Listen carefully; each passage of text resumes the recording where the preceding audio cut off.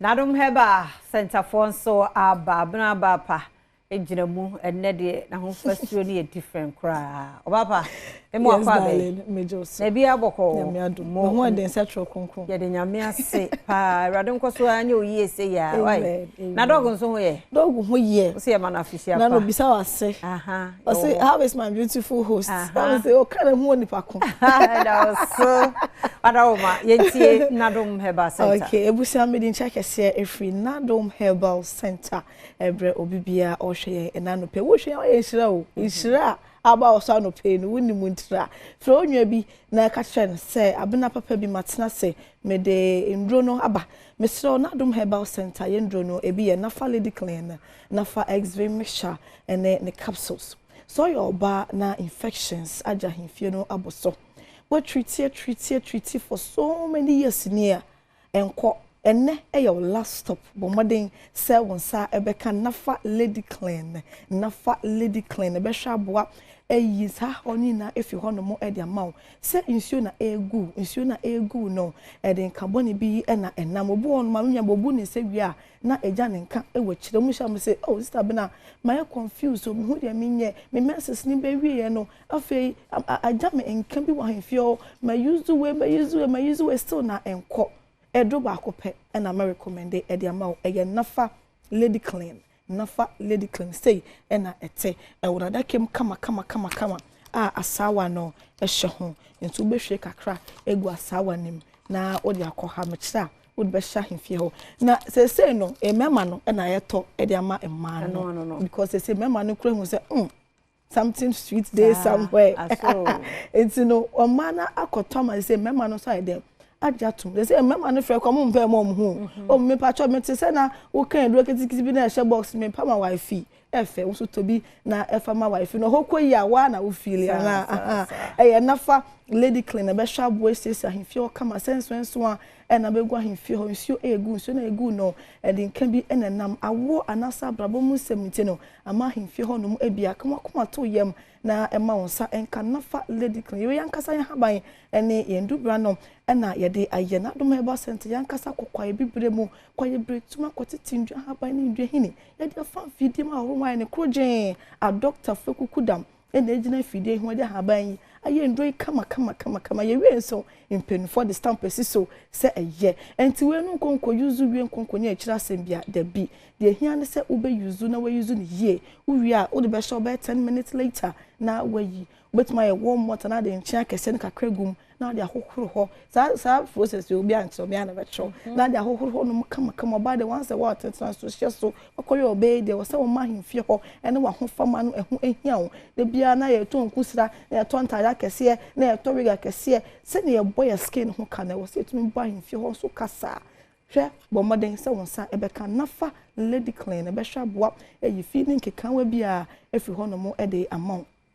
mpempia na meka se bibi ehya ase se edan ho adi ewo nipadua nani akai na hye no so se ewo mogene mu enti ewo se wutu ase ahemfie ho no makeka won so abegu ho oho no ma kyesa IPC basa no sebe hwe bo moden se won sabeka nafa x-vein mixture and the capsules many about way ingredients bako 25 okay bako 25 ena ye dia bako eye Paulina pinata na Paulina pinata no eboa mema yie pa mo dwonso ay ma yie odwonso na wo be memu ehyehew ehwe boa yi sa ha ni na afi ho no mo edema so ye be ma na wo hwe me anopai na nso odwonso na nsuo bi afiri mu eba odwonso na dwonso no bako afa ha me say enkwatna dam ya se enkoya kaka bensem so oyere be wontafo enyentafo yare na yare infection ena wa be hwe so bo modern se won sabeka nafa x-vein mixture and then the capsules be hwa boa eyisa ha ni na de fi ho e de ma wo down to mean that obadwon so throughout the night amade ache ma wonsa enka nafa x-vein mixture and then the capsules infection at na obi so ache ma sese ne be ma na ahya sese e shrink e fon e momakom obi ambo wudua yare bo modern se wonsa be kanafa x-vein mixture and then the capsules be hwa boa eyisa ha ni na efi ho no mo e de ma nwa no so wo yin seti we no na wonum we infection a ababata ni peduanim no bibi na air show e wa hemfie wa air trese bibi nkoye wo ni peduane ni nti ho no makeka wo instruction abegu no e dan edi ama hu se bibi enkoye oban insert we all right na mombo modern say obanum nafa X-vein mixture na ne capsules no na the war system nim na flash bibia out apomidin power hoyi e ma setna ponya sika daima na sa hodin ni ho a ntumi ndi wo keka adwuma wo krom ho na aboso na sa hodin ni ho a ntumi nye ntimi stroll first thing your health. Your health is your wealth. Enti boho modern bia se obema apomuden no ehun ehia. Your number no eye 053 11 56 556 053 11 56 556 endrei enye na pharmacy shops and herbal shops I work from ha bebia no okwa obenya bia to na afeso mo kwosra guess no school ss nkura no sa wo fo no kwosra bo mo to we ni bi mfa nkomo mo we no na for lady clean no because a man most of the time your infection no your chance enya free school ti no wo kwa na wato bi akwa koma no de siesie no because our school na say infection be so no so obetie na obre ti stress o so kwa fan so share we enti no kwa bomodi anso beto na follow the clinic bi ama no na offensiation ho e wo school mu ho me pacho me sanso esie number no so biom e 053 11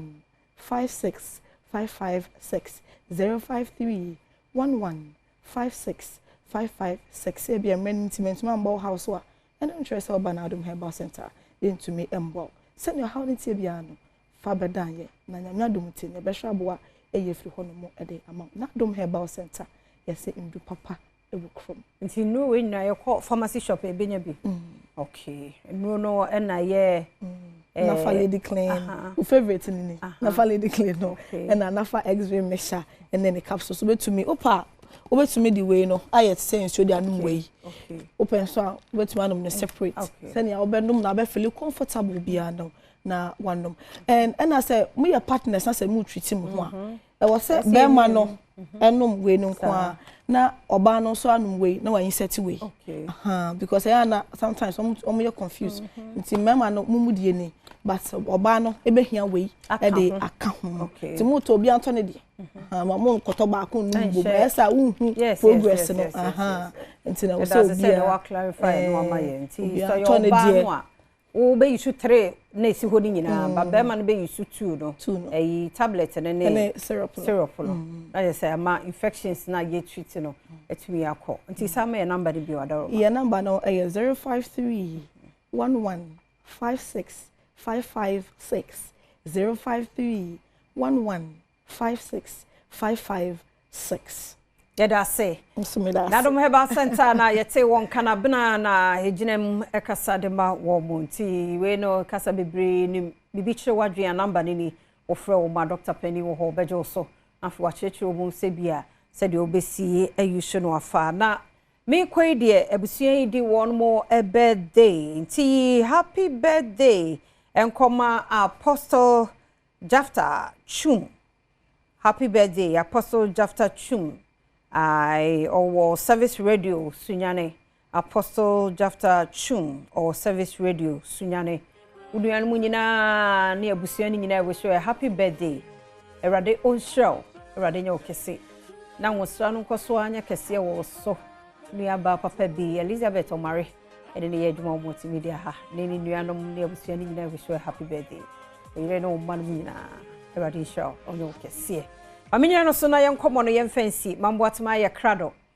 ede awon se pebeba na mu mansa na no komo no ba ko se ha ho ye kwaba